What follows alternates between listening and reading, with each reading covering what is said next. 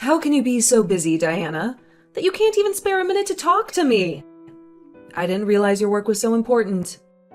Or maybe you were deliberately avoiding my calls, weren't you? Do you think I'm nothing to you? Oh, no. Please, Erica, don't say that.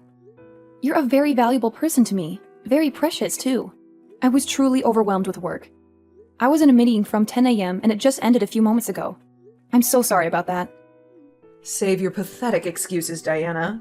Just pick up my calls right away next time. I'm your mother-in-law now, and an elder. And I deserve to be treated with respect and care. Yes, of course, Erica. Well, now that we've cleared that up, let me tell you why I wanted to speak with you in the first place. I called you because I wanted to confront you about the memorial service we had the other day for my late husband. Yes, okay. What about it? I had to hold my tongue at the time, seeing as how rude it would have been had I decided to speak up then. But I can't let this slide, as it was appalling. Oh, what is it? I couldn't help but notice that your attire was disgusting, to put it mildly. Really? My attire was that bad? Are you talking about my black dress? I thought it looked simple and modest and, more importantly, suitable for a memorial service. Well, if I didn't have a problem with it, I wouldn't be here texting you, would I now? You were scheming with that outfit, weren't you? Scheming? I mean, yes, I chose to wear the outfit I thought was appropriate for the occasion. Is that what you mean by scheming? Don't play dumb with me, Diana. I know a woman's tricks when I see them. You think you can get away with wearing that scandalous dress to my husband's memorial service? You think you can flaunt your curves and seduce our male relatives? You think I didn't notice how my uncle couldn't take his eyes off of you? Shame on you, Diana. Erica, please, you've got it all wrong. I didn't mean to offend anyone with my dress. I swear it wasn't intentional. Oh, please. Spare me with your lies, Diana. You think I'm blind? You think I can't see that you went to the hair salon too? You think I can't tell that you had your hair done by a professional? How dare you, Diana? How dare you disrespect me and my late husband by going to a hair salon for his memorial service? You have no decency, Diana. Erica, no, that's not true. I did my hair myself, Erica. I appreciate the compliment, but I honestly didn't mean to upset you. Don't mock me, Diana. I know exactly why you dressed the way you did, Diana. You wanted to lure the men who came to pay their respects to my husband. You wanted to make them forget about him and look at you instead. How could you do this to me, Diana? Erica, that's not it at all. There's been a huge misunderstanding. I chose that dress with my husband and son. They both approved it. I had no idea it would cause such a problem. Don't you dare drag my son and grandson into this, Diana. I know my son, Daniel. He would never agree to let you wear such a disgraceful dress. And my grandson, Alex, he's too young to know any better. You're lying through your teeth. You're just making excuses to justify your appalling behavior. No, please, believe me. I'm telling the truth. I'm so sorry, Erica. I'll be more careful next time. I'll ask for your opinion before I wear anything to a family event. Oh, now you're apologizing? Are you pretending to be sorry? Is that supposed to make me feel better? Diana, you are despicable. Well, what do you want me to say, Erica? You won't listen to anything I say. You think everything I say is an excuse, so I thought maybe an apology would be the best way to show you how sorry I am. And you know what, Erica? Maybe you're right. Maybe my dress wasn't the best choice, and I should have thought more about it. I will be more mindful of that in the future. I really hope you can forgive me, Erica. And now you're trying to act like the perfect daughter-in-law, are you? That's so pathetic, Diana. You think you can fool me with your sweet words and fake sincerity? Well, you don't. I see right through you, Diana. And I won't let you get away with this. You disrespected me and my husband at his memorial service. You humiliated me in front of my relatives. You will pay for this, Diana. I'm so sorry, Erica. I really am. I don't know what else to say. And while you're at it, let me tell you something else, Diana. I don't approve of you having a full-time job either. Alex is turning 13 soon. He's becoming a teenager. He needs his mother around to guide him and nurture him. But where are you, Diana? You're at work all the time. You're neglecting your son. You're abandoning your family. How can you be there for him when he needs you? Erica, please, that's not relevant. You're interfering with my family's affairs. And besides, I have a wonderful relationship with Alex. You know how much I love him. You can't deny that I would do anything for him. And my job helps to provide for him, too. I don't understand why you have to bring this up now. Well, don't come crying to me when he turns out to be a troublemaker. Because I'm sure he will. Unless you change your ways. Unless you start being a better mother and daughter-in-law. Well, okay, but that's between me and my husband. That's our family matter and we'll handle it ourselves. But thank you for your concern. You'll see, Diana. I was right all along. Erica, I need to talk to you about Alex's video games. Can you text me now? Sure, you're welcome. I just wanted to spoil my grandson a little. Well, I appreciate that, but you really don't need to buy him so many games. He already has a huge pile of them in his room, and I don't even know how they work, but those prepaid cards that he uses to buy more stuff online, he has a lot of those too. So, thank you, but please stop getting those for him. I hope you can see where I'm coming from. What do you mean, stop? Why should I stop making my grandson happy? He needs to pay more attention to his school and his studies. He's spending all his time in his bedroom, and he barely comes out. I don't want him to be a loner, and that's what I see happening. But he loves it, right? He loves the gift I got him, right? I asked the guy at the game store to give me the best one for boys his age. I did that so he can have fun with his friends. Don't you see that I'm helping both you and him, Diana? Sure, he loved it, but he loves it too much. Daniel and I were going to get him this game as a reward for getting good grades at the end of the term. Now, we have nothing to motivate him with. Oh, please. What's the big deal? He's a smart kid. He works hard all the time. He deserves a break. But now you've given him something to distract him. He's been playing it non-stop for the past few days, and I don't see him studying at all. It's scaring me, Erica. So please, in the future, either ask me before you buy him any gifts, or just don't buy them. I hope you can save your money that way, too. Everything is so expensive these days, so hopefully that'll help. Well, thank you for worrying about my finances. But you don't have to. All I did was do something nice for my hardworking grandson. When I was a kid, my parents never gave me anything I wanted. I don't want Alex to feel the same way.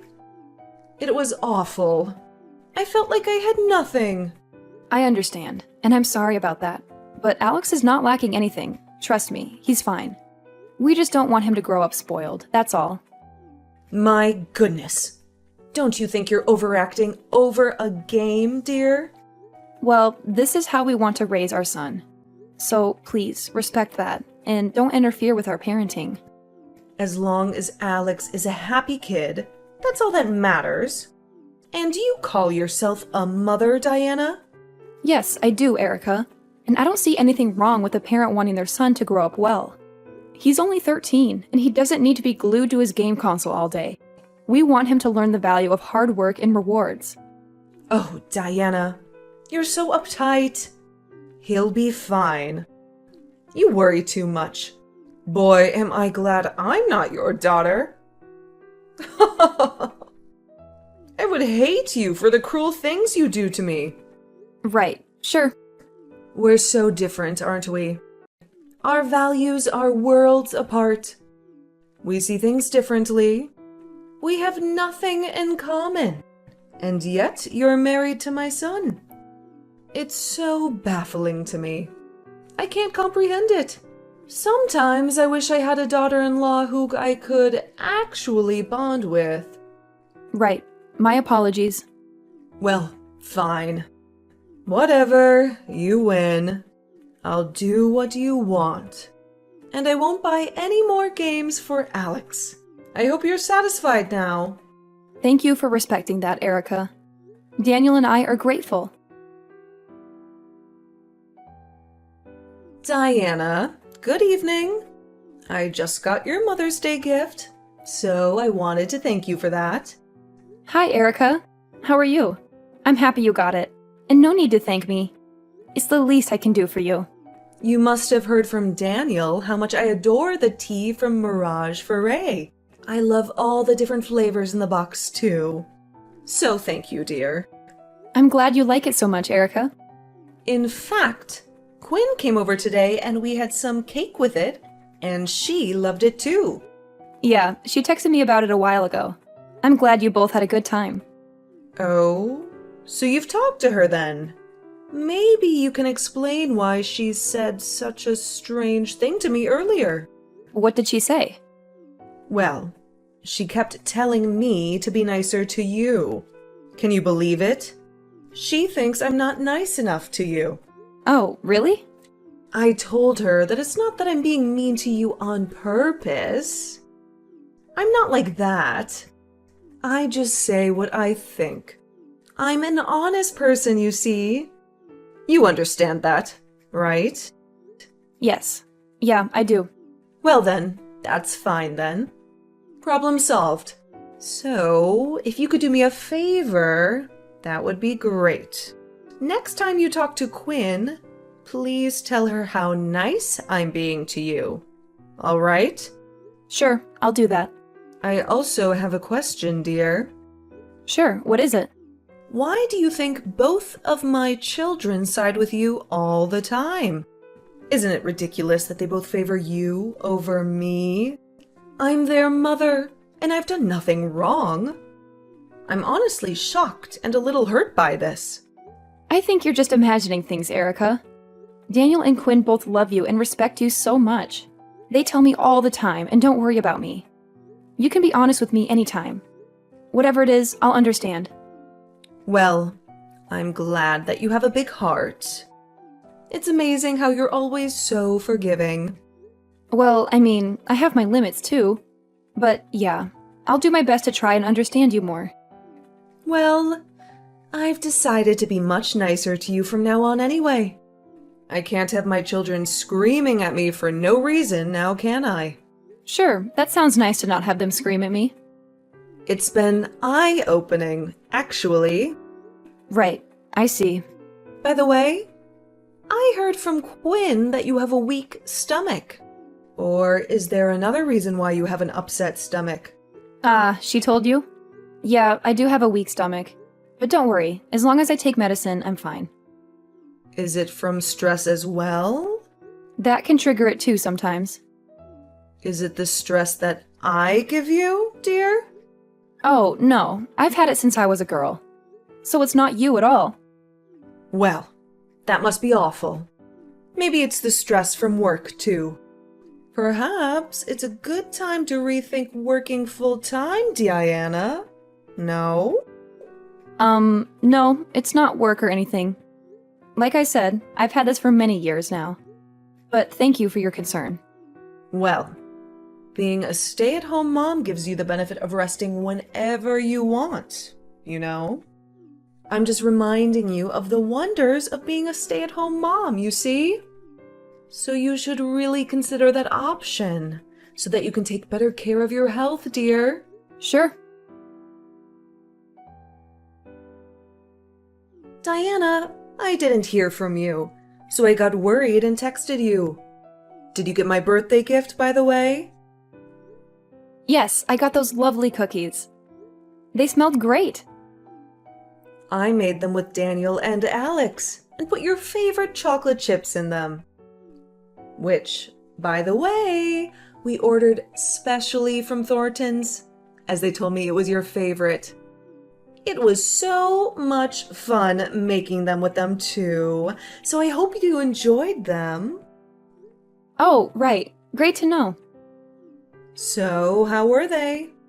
Did you love them? Those cookies? What else are we talking about here, huh? Well, yes, of course. What else are we talking about here, huh? Oh, well, I tossed them all out. Excuse me? How could you do that? Is this a prank, Diana? No, it's not, sadly. I made them with your husband and son. How could you do that to them? What do you mean you tossed them out? Why would you do that? Well, I'm sure you know exactly why I tossed them out. What? No, I do not. Don't you really? Diana, I have no clue what you're talking about. This is ridiculous. Those chocolate chips were from Thornton's. We ordered them specially for you. Yes, you told me that already. And what about the other ingredients? Other ingredients? What other ingredients? Oh, don't act innocent with me, Erica. I know what you did. I know you put laxatives in those cookies before you baked them. Laxatives? That's insane! What? Why would I do that? Oh, you must be hallucinating. Actually, Quinn was the one who told me. My daughter? What did she tell you? That she found a ton of laxatives at your house. We didn't think it would be all for you. I mean, who needs to buy so many boxes of them for one person? And I just had a feeling that you might be up to something. It was a good thing that I trust my gut, isn't it? Okay, yes, I do have a lot of medicine at home, and laxatives are one of them. Sure, but they were for me. I needed them for myself. Oh, because you're that severely constipated? Yes, if you must know. Do you have a problem with that? This is a very personal issue. So I would rather not discuss it with you. I knew it smelled off when I opened the box. I could smell some kind of chemicals. And then I cracked one of the cookies in half, only to find some whitish, grayish powder inside. Oh, that's just the flour, darling. Have you never baked cookies before, dear? Oh, yes, I have. But I've never used gray flour before, Erica. Well, it must be the lighting or something then. How am I supposed to know? This is very rude of you, Diana. I gave you a handmade gift, and you toss it away. And you're accusing me of something crazy. Well then, Erica, prove it. What? I actually kept a few of the cookies to give you the benefit of the doubt. So if you're saying that those cookies you made are laxative-free, then please come and eat one here with us. My husband and son would love to watch you eat your own cookies that you so kindly made for my birthday. Well, that's not necessary, really, is it? I don't have time for this nonsense. Oh, don't worry. We can come to you. I'll bring the cookies with me. How about now? Oh, Diana, dear, I'm really busy over here. Oh, what are you doing? It'll only take a few minutes. Dear, I just had dinner. I'm too full. It's all right, darling. It's just one cookie, Erica. To prove to us that your intentions of baking these cookies were pure and innocent. You can do that, right? If you're not lying. I've brushed my teeth now, Diana. In fact, I was going to bed early tonight. Oh, really? Now? Yes, of course. Is there anything else you want from me, Diana? Well, I guess I could take you to the police or the hospital maybe, and have them test it. The police? The hospital? What are you talking about, Diana? Stop this madness! Well, that's the only way we can ever find out what that powder is, isn't it? They're experts, surely. They can tell me in a second, don't you think? No. Wait, Diana. Now that I think about it, my kitchen was a mess. Maybe something got in the dough when we were mixing it. Maybe Alex wanted to have some fun with you and put something inside. Are you blaming my son for this now? Erica, are you insane? You've gone too far. No, I didn't blame Alex for this. I was just wondering about all the possibilities. You see? It's so weird. I don't know what happened there. Don't be so pitiful, Erica. You know better than that. You did it. I know you did. Just confess and let's make this easier for everyone here, Erica. Fine. Yes, it was me. I just thought it would be fun to play a little joke on you, all right? A little joke? Why would you do that to me? You know, I heard that young kids these days like to prank each other. I got inspired by that and decided to be creative, didn't I? You decided to be creative? So you decided to put laxatives in some cookies and give them to your daughter-in-law? Well, now that you say it like that, it doesn't sound so funny anymore, does it? Oh. Tell me why you really did it, Erica. I know you're not telling the truth. Why did you do this to me? Gosh, I don't know what to say here. Why? Why don't you know what to say? All you have to do is tell me why you did such a terrible thing to me. You know I have a weak stomach. You know because I told you before. You're such a pathetic old hag, Erica. I can't believe that my mother-in-law would do this to me. You should be glad that I haven't gone to the police with this. Diana, dear, please. Let's calm down now. Calm down? My mother-in-law tried to poison me. How can I calm down? Are you crazy? Have you lost your mind? How dare you? I have not lost my mind. Erica, I want nothing to do with you. I never want to talk to you again or see your face. I don't want you talking to my son either, okay? You can talk to your son if you want, but you can never come to our house or anywhere near me or my son. Do you hear me? No, Diana. You have to listen to me. This was all a mistake. I thought, it's your birthday, and you've been stressed lately. I thought I might make you feel better for a bit if you cleared out your system. Do you get what I'm saying? It was all for a laugh. Really. Please, don't be like this, dear. Huh? A laugh? Really? That's not my idea of a laugh. And I don't think many people would agree with that either. No, you stay away from me and my family. No, not my grandson. I have to see him, Diana. You can't keep me away from Alex. I'm sorry. What if Alex had eaten those cookies? What if Daniel had? Did you ever think about that before you decided to poison me? I knew they wouldn't take any. It was for your birthday, not theirs. Please, Diana. Remember how I told you how forgiving and kind you are? Well, I'm definitely not going to forgive you for this. I've had it with you. And what makes you think I'll believe a word that comes out of your mouth? I've never trusted a single word you say. You always have to find a fault in me, or you're always criticizing me or the way I raised Alex. But you're a kind woman. Otherwise, my son wouldn't have married you.